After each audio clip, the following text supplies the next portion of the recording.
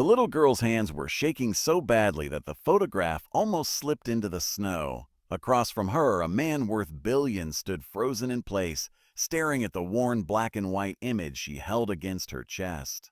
The world around them seemed to fall silent except for the whisper of snow drifting through the bare trees. When his voice finally broke the stillness, it trembled with disbelief. "Why do you have a photo of me?" asked the billionaire, and the answer he received would shatter everything he thought he knew about his past.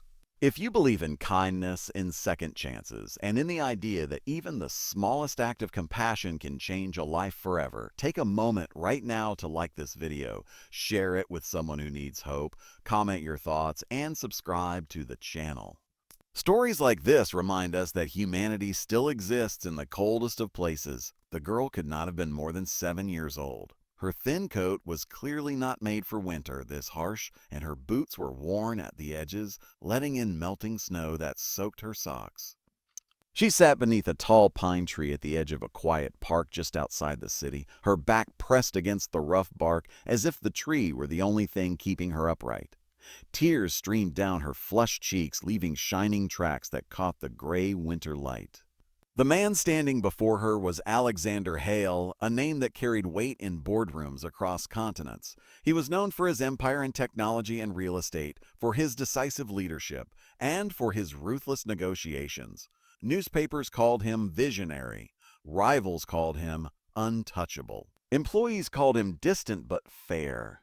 Yet in that moment, kneeling in the snow in a tailored black coat, he looked less like a titan of industry and more like a man confronted by a ghost. He had been on his way to an urgent meeting when he saw her.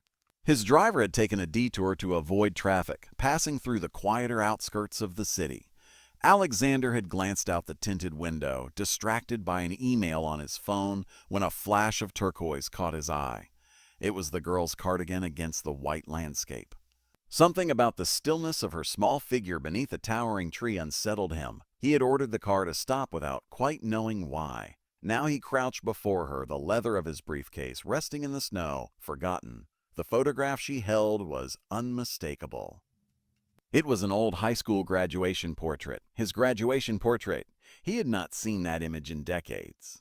His hair was shorter then, his expression softer, unburdened by ambition and loss. The edges of the photo were bent and faded, as though it had been carried everywhere. The girl's breathing came in uneven gasps. Her knuckles were white where they gripped the paper. She looked at him not with fear, but with a kind of desperate certainty, as though she had finally found what she had been searching for. Alexander felt something unfamiliar twist in his chest. He had spent years constructing a life so controlled and calculated that surprises rarely touched him.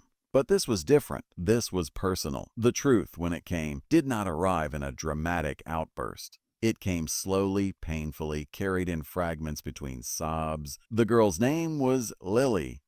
She lived with her mother in a small apartment across town. Her mother worked 2 jobs, one cleaning offices at night, another at a grocery store during the day, and still struggled to pay rent.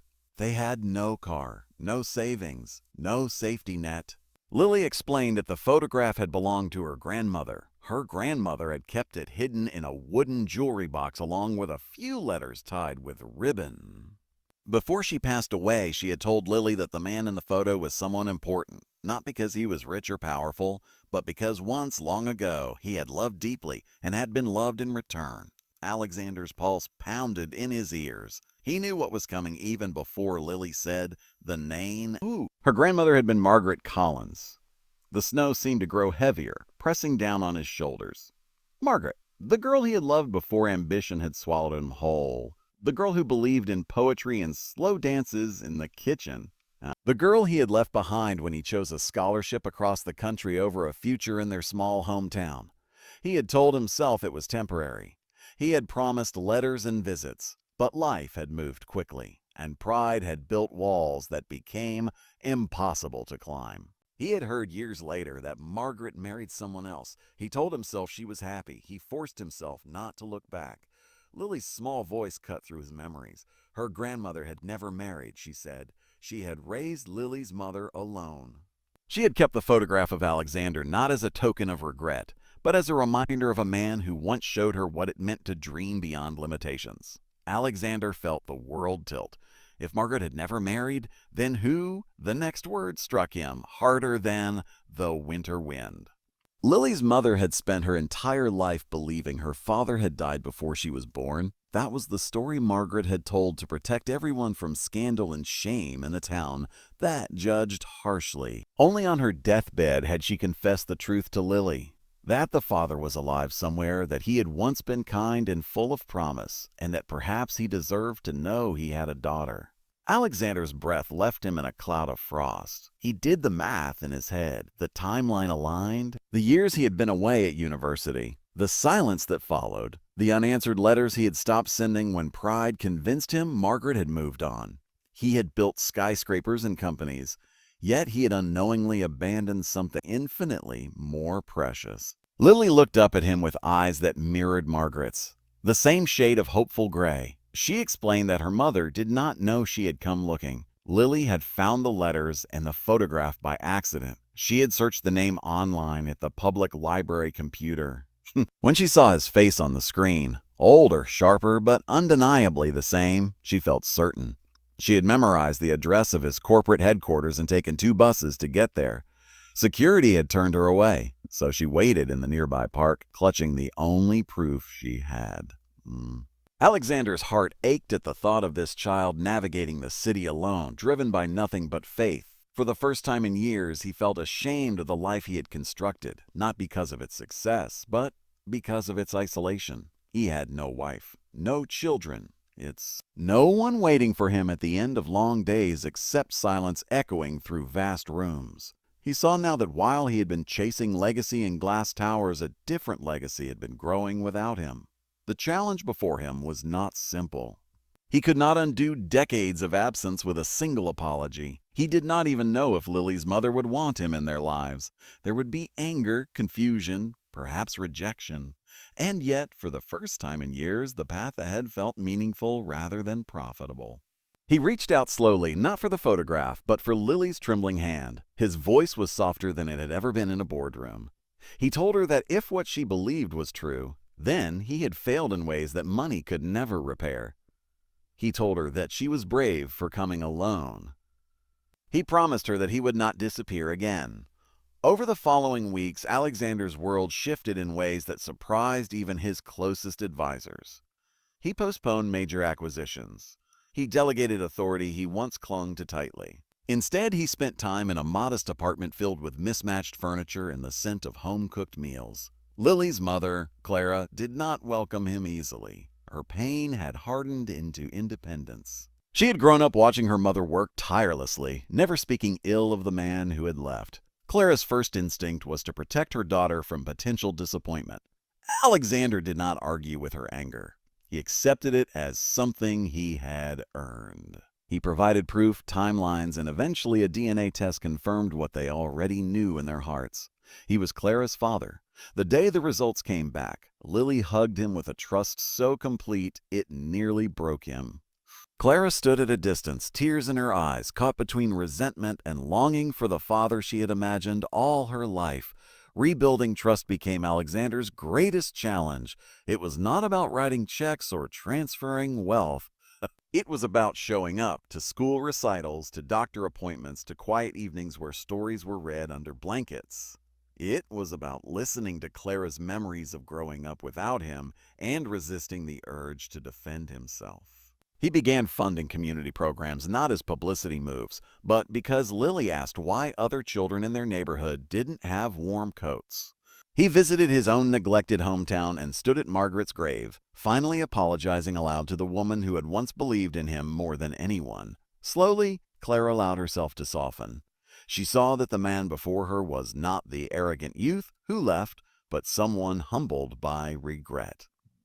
She saw the way he looked at Lily, with awe, as if she were a miracle. Months later, on a spring afternoon, when the snow had long melted and Green returned to the park where it all began, Alexander walked again beneath the tall pine tree. This time he was not alone. Lily ran ahead, her laughter bright against the breeze. Clara walked beside him, no longer distant.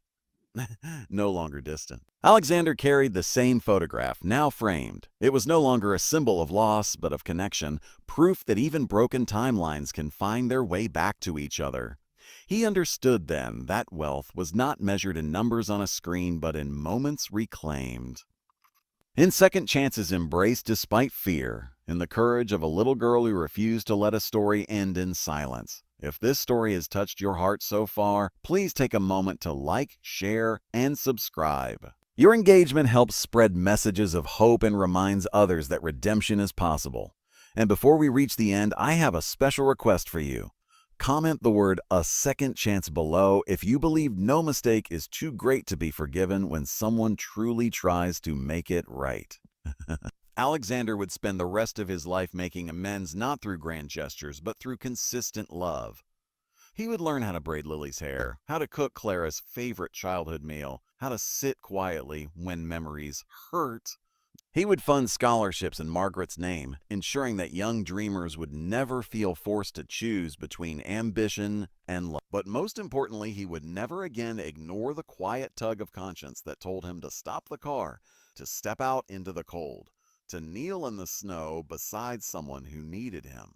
Because on that winter day, when a poor little girl held up a faded photograph and asked for the truth, a billionaire discovered that the greatest fortune he had ever nearly lost was not money, it was family. If this story moved you even a little, please engage with the video, like, comment, and share it with someone who believes in redemption. Together, we can spread stories that remind the world that even in the coldest winters, love can still take root and bloom again. Spring arrived gently that year, as if the world itself wanted to give them time to adjust to their new beginning. The park where everything had changed no longer looked like a frozen memory.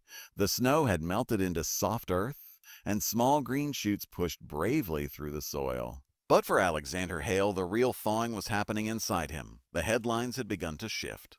Billionaire expands philanthropy efforts. Hale Industries launches new community initiative. The media saw strategy. Investors saw branding. But those closest to him knew something deeper had changed.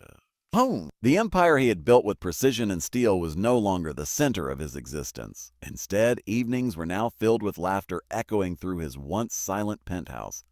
Laughter that came from a 7-year-old girl who insisted on turning every hallway into a racetrack. Lily had never lived in a place with marble floors or floor-to-ceiling windows overlooking the city skyline. The first night she stayed there, she pressed her small palms against the glass and whispered that it felt like living inside the sky. Alexander had stood behind her, overwhelmed by the simple wonder in her voice. He had spent decades trying to rise above everyone else. Now he realized the view meant nothing without someone to share it with. Clara, however, remained cautious. While Lily embraced her grandfather with the fearless openness of a child, Clara carried years of quiet hurt that did not vanish overnight. She had grown up watching her mother struggle, working late shifts, sewing torn clothes by hand, skipping meals so her daughter could eat. Margaret had never spoken bitterly about the man who left, but Clara had sensed the ache beneath her smiles. Alexander did not demand forgiveness. He understood that reconciliation was not a contract to be signed, but a bridge to be built plank by plank. He began visiting their modest apartment instead of always inviting them to his world. He sat at their small kitchen table, drinking tea from chipped mugs, listening to Clara's childhood stories. Not interrupting, not correcting, just listening. There were nights when Clara's voice trembled as she described school events where other children had fathers cheering in the crowd while she scanned empty bleachers. There were moments when her anger surfaced unexpectedly, sharp and raw. Each time, Alexander accepted it without defense. He told her she had every right to feel what she felt. That acknowledgement became the first real crack in the wall between them. Meanwhile, Lily thrived in ways that surprised them all. For the first time, she had access to things she once only saw through store windows: new books, art supplies, warm winter coats. Yet what excited her most was not the material comfort, but the time Alexander gave her. He attended her school performances, sitting in the front row, clapping louder than anyone else. He learned how to help with math homework even when modern methods confused him. He walked her to school some mornings, holding her hand as though he feared the world might still try to take her away. One afternoon, while helping Lily with a family tree assignment, the full weight of what had been lost and regained settled over him. The paper in front of them had once been sparse, just Lily and Clara. Now, slowly, new branches were being drawn. Margaret's name was written in careful letters. Alexander's name followed. Lily added tiny hearts around them, declaring that family trees should show love, not just names. But not everyone viewed the transformation kindly. Board members began questioning Alexander's shifting priorities. Some worried that his growing involvement in community projects would dilute the company's focus. Others whispered that reconnecting with a long-lost family might expose vulnerabilities competitors could exploit. For years, Alexander had commanded respect through decisiveness and emotional distance. Now he found himself making choices guided by something far less predictable: his heart. The tension reached its peak during a major shareholder meeting. A lucrative international expansion deal required his full attention and months of travel abroad. The old Alexander would have signed without hesitation. The new one hesitated. Lily's birthday was approaching. Clara had recently confided that she feared losing stability if his focus drifted too far from them. That night, standing alone in his office overlooking the glittering city, Alexander realized that success had once meant conquering markets. Now it meant protecting relationships. The next morning, he declined the expansion. The board was stunned. Some investors withdrew. Stock prices dipped briefly. Financial analysts speculated wildly about his motives, but something remarkable happened in the weeks that followed. Employees began to see him differently. Stories circulated about the scholarships he funded in Margaret's name, about the daycare center he opened for working parents in underprivileged neighborhoods, about the mentorship programs for children growing up without stable support systems. Customers responded not to marketing campaigns, but to authenticity. Hale Industries slowly evolved into a company known not only for innovation but for compassion. Profit margins stabilized. Then they grew again, this time alongside purpose. At home, the changes were quieter but more profound. Clara eventually invited Alexander to visit Margaret's grave with her. It was the first time she had included him in something so deeply personal. They stood together in the cemetery as wind rustled through tall grass. Lily placed fresh flowers at the headstone, whispering a thank you to the grandmother she barely remembered but who had shaped her life in unseen ways. Clara turned to her father then, tears glistening in her eyes, and admitted that part of her had always hoped he might come back someday. She confessed that anger had protected her from disappointment, but it had also kept her from healing. In that moment, forgiveness did not erase the past, but it softened its edges. As months turned into a year, routines formed. Sunday dinners became sacred. Alexander learned to cook Margaret's old recipes from Clara's memory, often laughing at his own clumsy attempts. Lily insisted on movie nights with popcorn scattered across the couch. The penthouse no longer echoed with emptiness. It pulsed with life. Yet the most transformative moment came unexpectedly. One winter evening, almost exactly a year after their first meeting, Lily asked to visit the park again. Snow had begun to fall, gentle and familiar. They stood beneath the same pine tree where everything had begun. Lily reached into her coat pocket and pulled out the original photograph, now carefully preserved in plastic.